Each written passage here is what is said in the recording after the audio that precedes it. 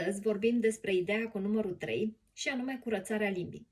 Curățarea limbii dimineața este importantă din mai multe motive. În primul rând, ajută la îndepărtarea bacteriilor. Pe timpul nopții, pe suprafața limbii se pot depune bacterii care pot duce la apariția plăcii dentare și a respirației urât-mirositoare. În al doilea rând, ajută la îmbunătățirea gustului. Dacă noi nu ne curățăm limba dimineața, pe suprafața ei pot rămâne resturi de mâncare plus aceste bacterii care au un impact negativ asupra simțului gustativ.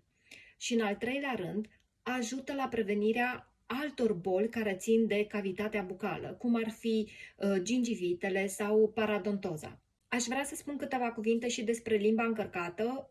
O limbă încărcată are de obicei pe suprafața ei un strat alb, gălbui.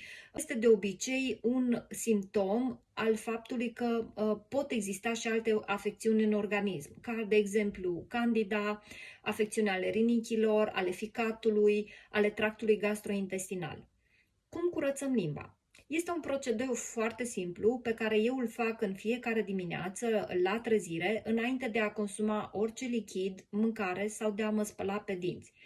Folosesc această ustensilă, se numește curățitor de limbă, eu l-am achiziționat din farmacie, se găsește destul de ușor în orice farmacie. Folosi foarte ușor și o linguriță de inox, am folosit și asta, de fapt cum se procedează? Din spatele limbii, tragem înspre în față, iar ce se adună, curățăm la subjet de apă. Și repetăm această operațiune până am acoperit toată suprafața limbii.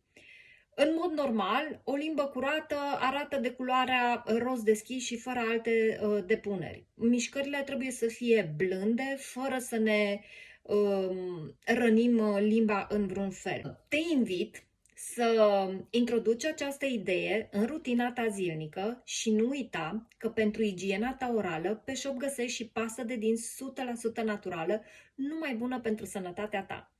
Îți doresc o zi holifantastică și ne vedem mâine!